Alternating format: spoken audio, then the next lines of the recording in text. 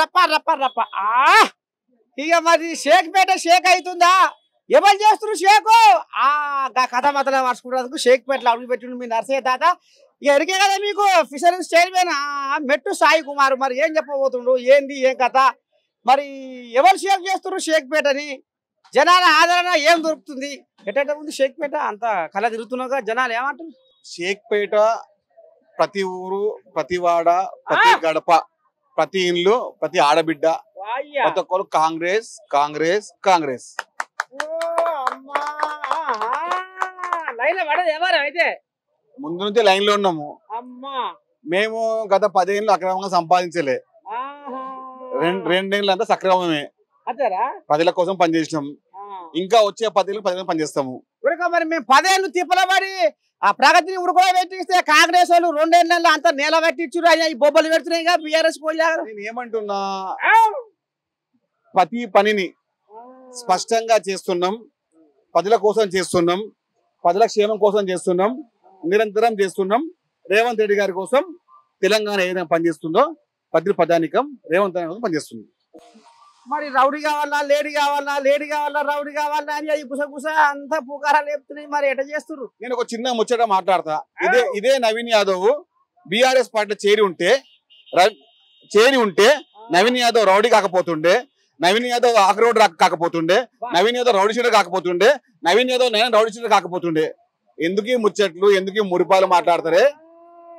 అన్ని ఆగం మాట్లాడేసి తెలంగాణని 10 ఏళ్ళు ఆగం చేసి ఇక మడపల్ల ఈ దెబ్బకు బీఆర్ఎస్ పార్టీ కేల్కతం దుకాన్ బంద్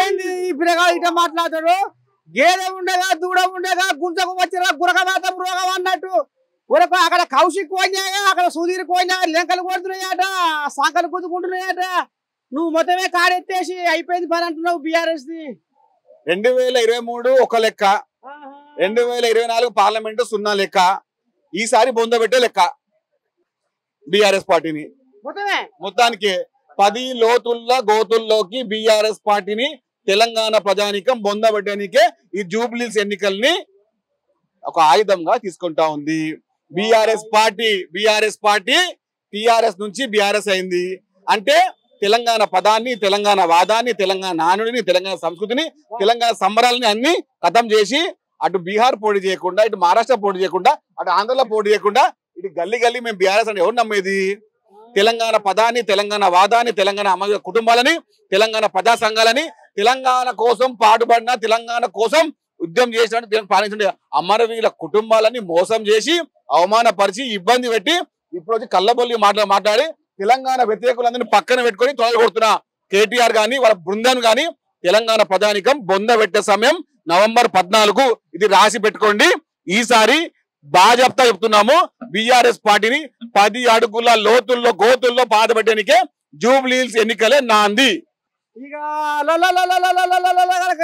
మీకు కారు కావాలన్నా బుల్డోజర్ కావాలన్నా అర్ధరాత్రి మీరు తలుపు కొడితే నేను ఉరికొస్తా నాకున్న పనే ఉంది మీ చుట్టే తిరుగుతా అంటుండు రాములు మరి కారా బుల్డోజర్ అంటుండు తాతో మరి ఎట్లా చెప్తావు ఈ ముచ్చట చెరువు గుంటెల పక్కన గవర్నర్ భూములను కబ్జా చేసింది ఈ కేటీఆర్ యొక్క కాంట్రాక్ట్ బృందమే కేటీఆర్ గాని చెంచగానే కేటీఆర్ భజన బృందమే కేటీఆర్ యొక్క వారి యొక్క బినామీ వారి యొక్క వాళ్ళందరికీ జాగాలు పోతుంటే ఈయనకు భయం పడుతుంది ఊరు చివరన గవర్నమెంట్ భూమిని చెరువు భూమిని శిఖం భూమిని ఇనాం భూమిని అన్ని భూములను దొమ్మి నీ 100 కోట్లు 1000 కోట్లు నీ అకౌంట్ లో పెట్టుకొని ఇప్పుడు అహంకారంతో 1500 కోట్ల రూపాయలు నీ బ్యాంక్ అకౌంట్ లో నీ పార్టీ అకౌంట్ లో పెట్టుకొని తొడలు కొడుతున్నావు 70 సంవత్సరాల భారతదేశంలో 50 సంవత్సరాలు కాంగ్రెస్ పార్టీ తెలంగాణ ఉమ్మడి అధికారం ఉంటే కూడా ఇప్పుడు కూడా మా అకౌంట్ లో 2 కోట్లు లేవు 10 ఏళ్ళ అధికారంలో ఉంటే నువ్వు ఎట్లా 1500 కోట్లు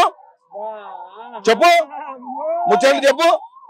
ముచ్చట్లు చెప్పకుండా మురిపాలు మాట్లాడేసి మైక్ ఉంది కదా టీవీ ఉంది కదా పేపర్ ఉంది కదా అకౌంట్ ఉంది కదా ట్విట్టర్ అని చెప్పి ఇష్టం వచ్చినట్టు పెడితే కాంగ్రెస్ పార్టీ కార్యకర్త కూర్చుకుంటావా కాంగ్రెస్ పార్టీ కార్యకర్త ఒక్కొక్కడు ఒక పెద్ద అనుభవం లాగా కాంగ్రెస్ పార్టీ కార్యకర్త ఒక్కొక్క పెద్ద అనుభవం లాగా పేరు ముక్కలు అయిపోతారు 100% బడుగు బలహీన వర్గాలు బీసీ వర్గాలు, ఎస్సీ ఎస్టీ వర్గాలు, అగ్రవర్ణాల పేదలు, మైనార్టీలు, ప్రతి ఒక్కరు. మైనార్టీ కోయిలేగలు అన్ని శ్రీలంకలో అంటున్నారు. కోయిలేగలు ఒక తారీఖు వచ్చేనా సై కొనేనా? నేను ఏమంటున్నా తాత, స్పష్టంగా మాట్లాడుతున్నాం. ఎందుకంటే ఎప్పుడైతే కోయిలేగ పోయిందనగా కారెక్కిందనగా నీకు మాడపనా, ఒక రాత ఉంది. జూబ్లీ హిల్స్ ఎన్నికల్లో 10 సంవత్సరాలు మధ్య 2 సంవత్సరాలు. ఎప్పుడైనా కానీ జూబ్లీ హిల్స్ కోసము ఆయన మాగంటి గోపీనాథ్ గారు ఎప్పుడన్నా ఒక చిన్న ముచ్చట అసెంబ్లీలో మాట్లాడిండా? ఈ పిల్లగాడు పాపం 15 సంవత్సరాల నుంచి పోటీ చేస్తా ఉన్నాడు. ఇది 3వ సారి. 2 సార్లు ఓడిపోయినాడు. ప్రజల్లో ఉంటున్నాడు. బడుగు బలహీన వర్గాల నాయకుడు. అంటే బీసీ నాయకుడు అయితే రౌడీ అవుతాడా అండి? బీసీ నాయకుడు కావడమే రౌడీయా? ఎక్కడ అన్యాయం ఇది? ఇప్పుడు మన అక్కడ మన తమిళనాడులో వీరప్పన్ వాళ్ళ బిడ్డ బీజేపీలో ఉంది. అదే మాట్లాడతారు? చెప్పండి. ఇష్టం వచ్చినట్టు మాట్లాడి రౌడీలని గత 10 ఏళ్ళు పెంచి పోషించి కాపాడి కలుపులో చూస్తుంది ఎవరు? బీఆర్ఎస్ పార్టీ కాదా? చిల్లర మల్లర మాట్లాడేసి మా దగ్గర నమస్తే తెలంగాణ పేపర్ ఉంది, మా దగ్గర టీ న్యూస్ ఛానల్ ఉంది, మేము ఇష్టం వచ్చిన మాట్లాడే యూట్యూబ్ ఛానల్ ఉన్నాయి, మేము ఏం చెప్పినా అబద్ధం కూడా నిజం అవుతుంది, ఎన్ని మాట్లాడినా కూడా మేమే నిజం అంటే తెలంగాణ కాంగ్రెస్ పార్టీ కార్యకర్తలు విననీకే చూడనీకే సిద్ధంగా లేరు. ఇది రాసి పెట్టుకోండి. 2023 డిసెంబర్ 3వ తేదీన కేసీఆర్ ని బీఆర్ఎస్ పార్టీని బొందబెట్టింది యనుమల రేవంత్ రెడ్డి. 100 కోట్లు 1000 కోట్ల అహంకారాన్ని ప్రజాస్వామ్యబద్ధంగా ప్రజల యొక్క న్యాయబద్ధంగా ఓటు ద్వారా మేము గెలిచి తెలంగాణ రాష్ట్రంలో ప్రజాపాలన తీసుకొస్తే వీళ్ళు ఫామ్ హౌస్ లో కూర్చొని, ఈయన గెస్ట్ హౌస్ లో కూర్చొని వీళ్ళంతా వ్యవహారం చేసుకొని కోట్ల ఏడి సడ్డకొట్టు కొడుకేడి, సంతోషరావు ఏడి అందరు ఎక్కడ పోయారు? 100 కోట్లు వజ్రాల రూపాయలలో నోట్ల కట్టలో దాచిపెట్టి ఇప్పుడు బయటకు తీస్తున్నారు. తీయండి. ఎన్నికలు కానీ మీ పని వాడతాం. ఊకున్నా కొద్దీ ఊరవతల యుద్ధం చేసి మాట్లాడుతున్నారు. కాంగ్రెస్ పార్టీకి అధికారం కొత్తనా తాత చెప్పు? కాంగ్రెస్ పార్టీ ఎన్నికలు కొత్తనా? ఇలాంటి ఎన్ని ఎన్నికలు చూసింది, ఇలాంటి ఎన్నో అధికారం చూసింది. అధికారం కాంగ్రెస్ పార్టీ ఎప్పుడు కూడా తాగులాడ బంబులాడదు. 2 ఏళ్ళు అధికారం పోగానే కొడుకులు గల్లగల్లగల్లగల కొట్టుకుంటూ ఉన్నారు. అరే 2 ఏళ్ళు కాదురా, మీకు 14 ఏళ్ళ వనవాసం. మీకు బీఆర్ఎస్ పార్టీకి 14 ఏళ్ళ వనవాసం తెలంగాణ ప్రజానీకం ఇచ్చింది. కాబట్టి 14 ఏళ్ళ వనవాసం తర్వాతనే ఆ తర్వాత మీరు బయటికి వస్తారు. అబ్బా వచ్చే ప్రసక్తే లేదు. దండం పెడితే చూసిన ఆడగొట్టి గెలిచినట్టే ఉంది. షేక్పేటలో మెట్టు సాయి ముచ్చట. ఇక ఏమర్థమైంది ఆయన మాట్లాడిన ముచ్చట్లల్లా? ఇక మీతోటి అయ్యేది పోయేది వీరభద్రప్ప నా ఎనుగనాలు నాకు ఇచ్చింది 50 రూపాయలు నువ్వు తీసుకోన కాడికి వచ్చింది కథ. ఇక మరి నవీన్ యాదవ్ గెలుపును ఆపలేరాట. ఉన్నది ఉన్నట్టుగా 30 ఎకరాల ల్యాండ్ ఉంది. 327 సర్వే నంబర్ A/AC 200 కోట్లు మాగంటి గోపీనాథ్ కేటీఆర్ వచ్చి బస్సు దాకా ఓపెన్ చేసి అది గవర్నమెంట్ ల్యాండ్ ను బుక్ కబ్జా చేసి సంతకాలు పెట్టి అందరికి రిజిస్ట్రేషన్ చేసి హౌస్ నంబర్లు ఇచ్చడం జరిగింది. ఈ బడ్డవాది మాటలు వాడి 10 సంవత్సరాలు అభివృద్ధి లేదు. మా వివేకాన్ని వచ్చిన తర్వాత 100 కోట్ల అభివృద్ధి జరిగింది. గల్లీ గల్లీ రోడ్లు అవుతున్నాయి, సీసీ రోడ్లు అవుతున్నాయి, దంబాలు వస్తున్నాయి, అవ్వ వస్తున్నాయి. అయితే చనవేళ్ళు తీస్తున్నాం. 100% 50,000 మెజారిటీతో నవీన్ గెలిపిస్తాం. అందరం అయితే ఒక మాటను ఇక్కడ కోదిలాగా పోతుంది, అక్కడ కోదిలాగా పోతుంది, అన్ని గలత్ మాటలు. వాళ్ళు సున్నం పెట్టడానికి అలాగే సున్నం పెట్టి పంగనామాలు పెడతాము. అంతా ఏకతాటిగా రేపు రేవంత్ రెడ్డి షేక్పేటకు వస్తున్నాడు. రేపు కంచికోటలో 10,000 మందితోని ప్రోగ్రాం పెడుతున్నాము. పొలం పండబెట్టి తొక్కమే. ఇది చిన్నదేం కాదు, తరాలు దాటి తాటితే ఉన్నట్టుంది. ఇక మరి మొత్తానికైతే షేక్పేటలో షేక్ అయ్యే మాటలతోటి నవీన్ యాదవ్ గెలుపును ఆపలేరు. చూసుకోరని చూడగొడుతుంది కోయిలాగా. చూద్దాము. ఆయన పామస్ లో వండుకోండు, పార్కాంతలు హోటల్ పోయిండు, అవనేమో లాచిపోతే పక్కకు పోయింది. ఏం చేసిర్రు? ఆయన హరీష్ రావు ఏమో తండ్రి రాజమండ్రి బయటకు వెళ్ళి కూడా అరెస్ట్ అయిపోయాడు. రేగాంపే పరికల్పన ఇంత అమ్మా 100% బలపడుతుంది. 100% 50,000 ఓట్లతో నవీన్ గెలిపిస్తున్నాము. మా మెట్టు సాయి చాలా కష్టపడుతుడు. కుల మతం భేదం లేకుండా కలిసి కట్టుగా ఒక హార్డ్ వర్కర్ గా అందరూ సమానం చూసాం. మెట్టు సాయికి మేము యాక్సెప్ట్ చేస్తున్నాం. ఇక గంపడంత ఆశను మూట కట్టుకొని తమ్ముడు ప్రేమతోటి నవీన్ యాదవ్ వరప్రసాదంలో షేక్పేటలో పంచి పెడదామని ఇక మరి తమ్మినికి మద్దతుగా అక్క ఇక ఆనాడు మల్లన్నం కనుక ఎల్లమ్మ ఏ రకంగా పైన కట్టి సాగదోలిందో పసుపు బండారుకు ఇక మరి వరంగల్కి వెళ్ళి వచ్చింది పోషాల పద్మ. వరంగల్ కార్పొరేటరు చిన్నసన్న తల్లి ఏం కాదు శనార్థి తల్లి. మరి ఎట సంగతి ఏంది, తమిళకి ఏ రకంగా మద్దతు ఇస్తున్నాము, ఆదరణ ఏం దొరుకుతుంది, వచ్చిపోయే జనాలు ఏమంటారు కలిసే జనాలు నవీన్ యాదవ్ను గెలిపించిద్దాం అనేది ఇక్కడ ఉన్నది. అందరూ నవీన్ యాదవ్ కు మద్దతుగా కాంగ్రెస్ పార్టీ మద్దతుగా నిలబడ్డది ఇక్కడ. మరి కారు కావాలన్నా బుల్డోజర్ కావాలన్నా అని అక్కడ వాళ్ళు రాగాలు తీస్తున్నారు బీఆర్ఎస్ వాళ్ళు తీస్తారు. వాళ్ళు ఇదిగా తీసిన రాగాలన్నీ ప్రజలకు తెలిసినాయి. వాళ్ళు తీసిన రాగాలన్నీ ప్రజలకు తెలిసినాయి. ప్రజలు ఇప్పుడు రేవంత్ రెడ్డి గవర్నమెంట్ కు మద్దతుగా ఉన్నది. రేవంత్ రెడ్డి చేసే కార్యక్రమాలను దృష్టిలో పెట్టుకుని ఇవాళ నవీన్ యాదవ్ గెలిపడానికి ప్రజలందరూ సిద్ధంగా ఉన్నారు. జూబ్లీ హిల్స్ లో వాళ్ళు రాగాలు తీస్తారు. ఎన్ని రోజులు దోచుకున్నదంతా సరిపోతలేదు, మళ్ళీ రాగాలు తీస్తున్నారు వాళ్ళు. చెల్లే గోపన్నం ఈ చేతిలో పెట్టిపోయాడు చెల్లే ఆ గోపన్న నన్ను మీకు ఉపజెప్పిపోయిండు చెల్లే, నన్ను దిక్కులేని పచ్చం చేస్తారా అక్కో అని ఆమె మరి ఏడుస్తుందట. మరి అటు రాలితే ఏమన్నా ఓట్లు అస్సలే రాలే. వాళ్ళ గురించి తెలిసి సానుభూతి ఉండదు. ఆరామా సానుభూతిని ముంగడ పెట్టుకొని సెంటిమెంట్లు ముంగడ పెట్టుకుని గెలవడం కాదు, అభివృద్ధిని చూసి గెలవాలి, పనితనం చూసి గెలవాలి. వాళ్ళు గెలవలేకనే సెంటిమెంట్లు అవన్నీ చేసినప్పుడు గతంలో కూడా వాళ్ళు ఇలాంటి ఎలక్షన్లో కూడా జరిగిన సందర్భాలు వాళ్ళు కూడా ఊరుకోలేదు. మరి వాళ్ళు కూడా నిలబడే సందర్భాలు ఉన్నాయి. ఇలా వాళ్ళ కాడికి వచ్చాక సెంటిమెంట్లు చూపించడు, సానుభూతి చూపించడం కాదు, రియల్ గా చూపించాలి, రియల్ గా గెలవాలి. అయితే ఈ డెవలప్మెంట్ కింద సెంటిమెంట్ పడిపోతుంది. ఏం కాదు నీ దండం పెడితే వరంగల్ పోషాల స్వామి గౌడు పోషాల పద్మక ఇద్దరు కలిసి వచ్చిర్రు. సరే మరి ఇక లోపలికి పోతా. మరి పెద్ద మనిషి ఇంకెవరెవరు ఏం మాట్లాడతారు ఏంది ఏం కథ ఏంటి చెప్తా చూస్తూనే ఉండరు. మనం ఏం నేను దిద్దినక ఓరి బీరన్న ఊరకో మన రాత మారిందిర మల్లన్న, దిద్దినక ఓరి బీరన్న ఊరకో మన రాత మారిందిర మల్లన్న. 70 ఏళ్ల బరువంతా దించిండు కేసీఆర్. దించిండా? దించలే. ఎక్కడ దించుండు, ఏం కథ? 70 ఏళ్ల బరువంతా దించిండు కేసీఆర్. గొర్రెల మందాను గోనిస్తుండు ఉంది జోరు. ఊరూరా గొల్లకున్న బిడ్డలు ఓ అని తీగరాగాలు తీసి కేశరావు అని నిద్రలో కూడా కలవరిస్తున్నట. ఆయన గొర్రెలు ఇస్తే ఏమంటారు గొల్లకున్న బిడ్డలు? ఉద్యోగాలు ఇస్తా అని చెప్పి ఊర దాటలే మీరు బతకండ్రా బిడ్డ అని చెప్పడం వల్ల ఉన్నది పోయింది, ఉంచుకున్నది పోయింది. కేసీఆర్ మాట ఆడబిడ్డ చేదబిడ్డ రెండు. మరి ఇప్పుడు గొర్రెలతో ఏమైనా ఫాయిదా కాలేదా గొల్లకున్న బిడ్డలకు? గొర్రెలతో పాయద కాదు, గొర్రె తోకతోటి కేసీఆర్ కుటుంబం పాయద అయింది వచ్చిన కమిషన్లతో. మరి సామిరంగా చూస్తున్నారు. ఈ చిన్నసన్న కోళ్ళ ఏం కాదు, పాలమూరు జిల్లా కోళ్ళగా యాదవ సంఘం అధ్యక్షుడు, జిల్లా కాంగ్రెస్ పార్టీ డిసిసి అధ్యక్షుడు రాజేంద్ర ప్రసాద్.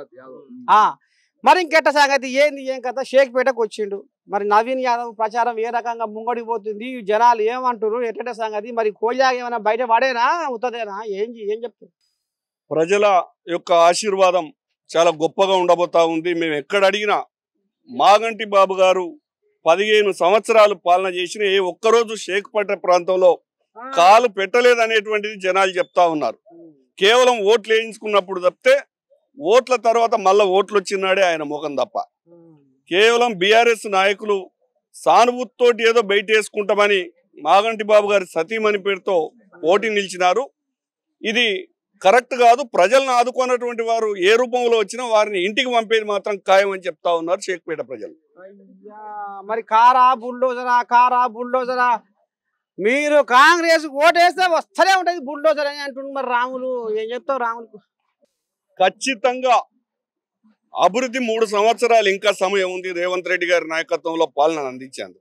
ఎన్నో కష్ట నష్టాలు వచ్చి 10 ఏళ్ల కేసీఆర్ గద్దె దిప్పినటువంటి ఘనతతో పాటుగా ఇలా కేంద్రంలో ఉండేటువంటి బీజేపీ వాళ్ళు కూడా వారు సంవత్సరానికి 1 కోటి ఉద్యోగాలు ఇస్తా అని చెప్పి మాయ మాటలు చెప్పి ఎక్కడ కూడా వాళ్ళు కేవలం మతం పేరిట వారు ఒక పక్క, వీరేమో తెలంగాణ ఉద్యమంపేట వీరి కడుపు నింపుకున్నారు, వారి కడుపు నింపుతా ఉన్నారు. కానీ ప్రజల కడుపు నిండేది మాత్రం కాంగ్రెస్ పార్టీ అధికారంలోకి వస్తేనే, ఈ అభ్యర్థి గెలిస్తేనే.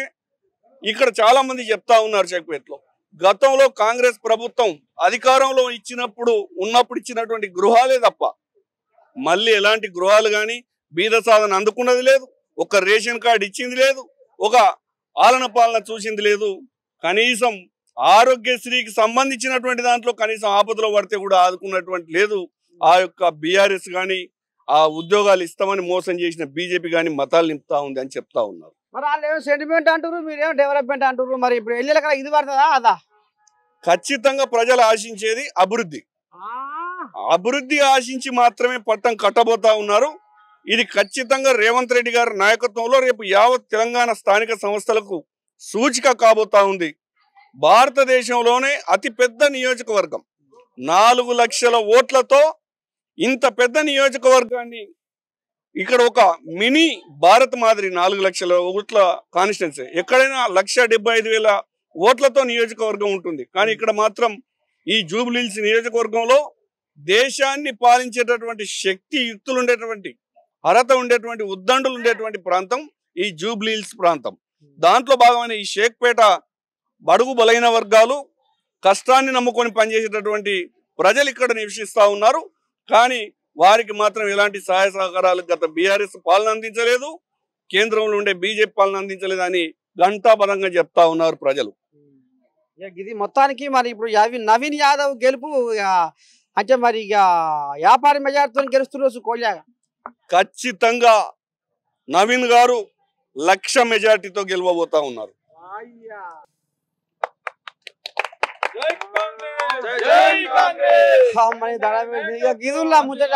అడుగున నవీన్ యాదవ్ కు ఆరతి పెట్టి ఆడబిడ్డలు మరియు బొట్టు పెట్టి అయ్యా మా ఓటు నీకే, రాబోయే రోజుల్లో మా ఎమ్మెల్యే నువ్వే, మా లీడర్ నువ్వే అనేది మాది ఇట్లా అనుకొస్తున్నారట.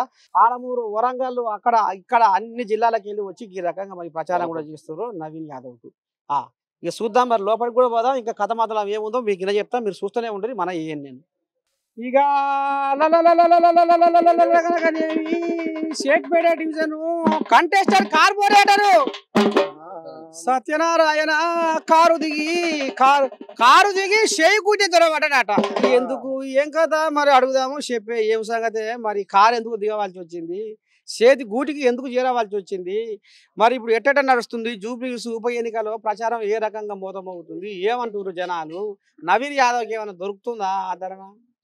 కారు ఎందుకు దిగినంటే, కారు 10 సంవత్సరాలు రూలింగ్ గవర్నమెంట్ చేసింది కానీ కారు ప్రభుత్వం ఏం బాగలేదు, బాగలేదు. వాళ్ళు చేసింది ఏమి లేదు. మాగంటి గోపీనాథ్ ఒక 3 సార్లు ఎమ్మెల్యే అయిండు. ఆయన మంచి చేస్తే ఈ కాలనీ అందరూ ఎందుకు ఇలాగ అడుగుతుంటారు, మా కాలనీలు బాగలేవు, మా కాలనీ బాగలేవు. నవీన్ ఎందుకు నవీన్ కోరుకుంటున్నారు, నవీన్ కావాలని. బీఆర్ఎస్ పార్టీ వాళ్ళు ఏం చేయలేదు. గోడ మీద సున్నం ఎట్లా ఉంటుందో ఆ సున్నము చూపించేసేసి మళ్ళీ సున్నం పోయేదాకా చూపించారు. అంటే ఓన్లీ టీవీలో చూపించారు, చూపించి మీకు ఎలా కట్టిస్తాం అలా కట్టిస్తాం అని చెప్పారు. ఏమీ లేదు, శూన్యం ఉంది. ఇప్పుడు మాగంటి గోపీనాథ్ బాగా చేస్తే ప్రజలు ఎందుకు రివర్స్ అవుతారు? జూబ్లీహిల్స్ కాన్స్టిట్యున్సీలో అన్ని కంప్లైంట్లు ఉన్నాయి కదా, 7 డివిజన్ల కంప్లైంట్స్ ఉన్నాయి కదా. స్లమ్స్ ఎలా ఉన్నాయి మీరు వెళ్తున్నారు, మీడియా వాళ్ళు అందరూ మీరు వెళ్తున్నారు, మీకు తెలుసు ఏం జరుగుతుందని తెలుసు. మరి ఇప్పుడు నవీన్ యాదవ్ కు ఏం సమస్యలు కనబడుతున్నాయి, జనాలకు ఏ రకంగా అభయం ఇస్తుండు, నన్ను ఓటేసి గెలిపిస్తే నేను ఇది చేస్తా, మీకు ఇగో ఈ సమస్య ఉందని జనాలు ఏం చెప్తున్నారు ఆయనకు? నవీన్ యాదవ్ వస్తే ఏంటంటే, నవీన్ యాదవ్ వస్తే గెలిస్తే సొసైటీ బాగుపడుతుంది, కాన్స్టిట్యూన్సీ బాగుపడుతుంది, ప్రభుత్వం వాళ్ళదే ఉంది కాబట్టి, ప్రజా సమస్యల మీద ప్రజారాజ్యం వచ్చింది కాబట్టి.